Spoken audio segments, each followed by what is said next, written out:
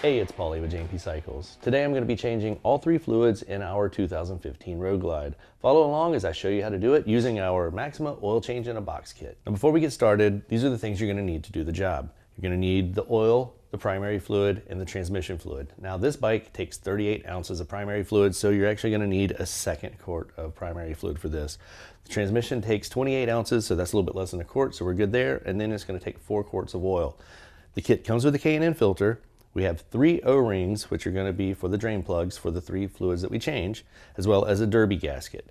I also like to use a graduated cylinder because that allows me to dump 4 ounces out of this quart so that I make sure I don't overfill the transmission. And I can also put 6 more ounces of primary fluid in so that I know that I've got the exact amount I need. I've already let the bike warm up a little bit to heat up the oil. So now first thing I'm going to do is drain the engine oil. That will be this plug right here. If you're only doing an oil change, it's kind of important to not accidentally drop the wrong plug. We're doing all 3, so it doesn't really matter, but most people always go for the transmission plug on their first oil change. Now I'm going to walk around to the other side and remove the dipstick. That's going to let the oil drain out a little quicker. Some people like to remove the dipstick first. I don't, because of the fact that it prevents the oil from coming out as hard on the initial release of the drain plug. While the oil is draining, I'm going to go ahead and change out the O-ring on my drain plug. Start, it's pretty simple. Just grab it with your fingernail and pull it right off. Now you can look at this, O-ring doesn't even look bad. It doesn't matter, go ahead and change it anyway. It's less than $1 insurance that you're not going to have an oil leak. Grab our new O-ring out of the pack and slide it on, we're ready to go. With the new O-ring on, let's go back to the bike. Next I can remove my oil filter, making sure that I keep the slot where I will not damage the sensor. Make 1 rotation, get the slot back to the sensor, and remove the wrench. Now you can remove the filter by hand. And now we can reinstall the oil drain plug. The spec for this drain plug is 14 to 21 foot-pounds of torque. I've got my torque wrench set at 18 foot-pounds. See a lot of guys ruin their oil pans by over tightening these. I'll go to take the drain plug out the next time and it comes out with some nice aluminum. That hit the torque spec right there, so we're at 18 foot-pounds. Next up, we can put the new oil filter on. Before we put on the new oil filter, we will go ahead and put some oil into it as well as lube the seal. So we'll open up our filter. K&N puts a nice seal on the bottom, make sure there's no contaminants. I'm going to go ahead and put a little bit of oil in there just so that you don't have that dry startup.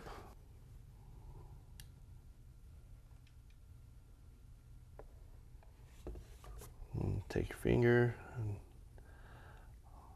just put a thin film all the way around the rubber seal. It's going to prevent it from sticking on so hard that it's difficult to remove at the next oil change. I've cleaned my funnel. Now let me pull the dipstick back out for the engine oil so we can fill the bike up with engine oil. I'm going to start out, I'm just going to put 3 quarts in and then we will go from there.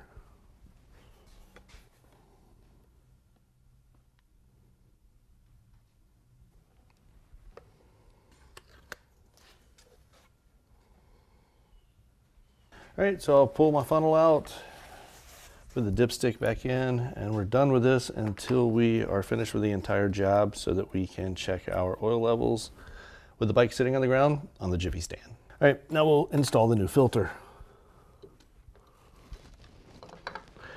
Do not, under any circumstances, use a wrench on this. Okay, so you're going to screw this on until you feel the seal make contact. Once it makes contact, which it just did, you're going to go 1/2 to 3/4 of a turn past that. It's about a 1/2 turn. We're good to go with that. Now just take a little brake parts cleaner and spray off any residual oil from below the filter. And now we can do our transmission fluid.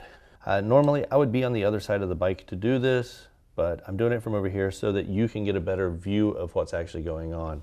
This drain plug is going to be right through this little access right here.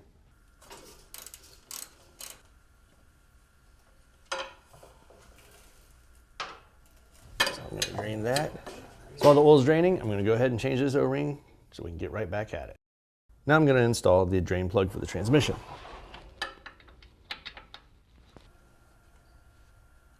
The torque spec for this drain plug is the same as your oil drain plug, so I didn't have to change anything on my torque wrench.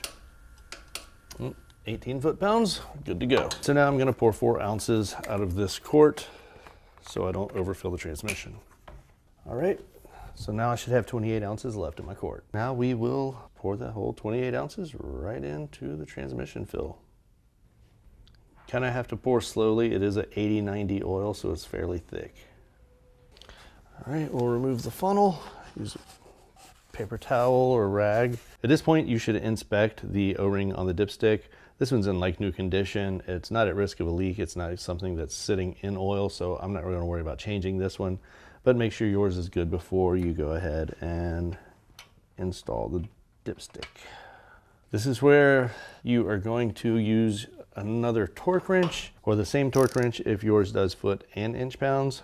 This is gonna be set at 50 inch pounds. The actual spec is 25 to 75, so I just went with 50.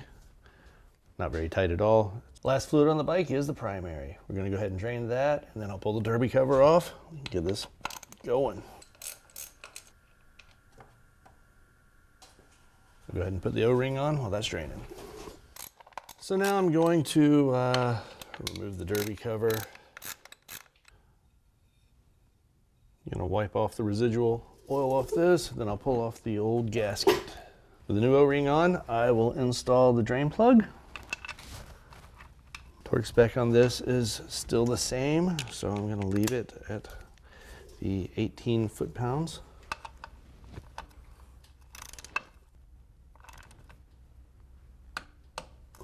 Yank off this old gasket, wipe this off, and then we will get ready to fill her up. I'm going to put 6 ounces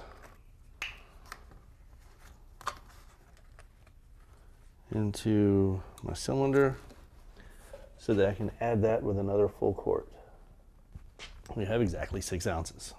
All right, time to fill up the primary. I'm going to go ahead and put my 6 ounces in. I'll open up a full quart. Now I can get the new derby gasket, put some Loctite on the bolts, and wrap this whole job up. I'm going to put a little bit of blue Loctite on each of the bolts. Make sure they are clean. You don't want any oil on them, otherwise it negates the use of Loctite.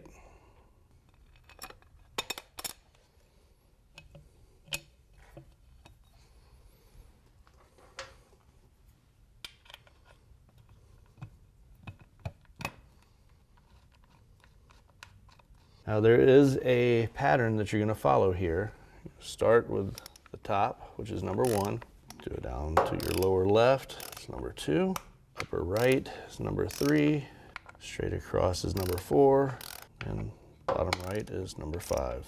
The point of this star pattern is to keep it from twisting or causing any uneven pressure, which is going to cause warpage of the derby cover.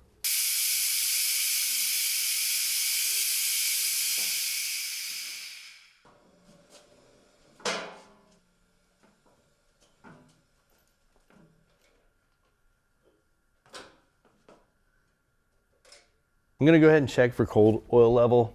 I'm pretty sure the bike's going to need more because it typically takes 4. Now you're going to unscrew the cap and you're going to thread it all the way back in with the bike on level ground on the jiffy stand, and that's how you check your oil level. All right, well, you can see I'm within tolerance, so I'm going to start the bike up. I'm sure it's going to change a little bit and let it get up to operating temperature. Now when you start the bike up, watch your oil pressure light to make sure that it goes out. If it doesn't go out in just a few seconds, you may want to check.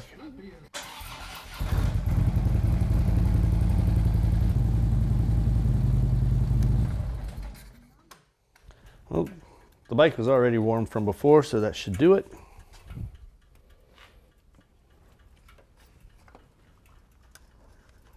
Again, pull the dipstick out, wipe all oil off, and then re-thread all the way in. So I need to add a little bit less than a half a quart. I'm actually going to add less than that. I'm going to add about a quarter. and check, because it's easier to add more than it is to take out. And that's all it takes right there. We're full hot. The motor is warm, you can hear it tinging. You have to maintain your bike, so you might as well do it yourself. Some basic hand tools and about an hour in the garage, you can change all 3 fluids in your bike. You're going to ensure that your bike maintains that reliability that you want, and you're going to save yourself some money. I'm Paulie with J&P Cycles. Ride them, don't hide them, and ride it like you can fix it.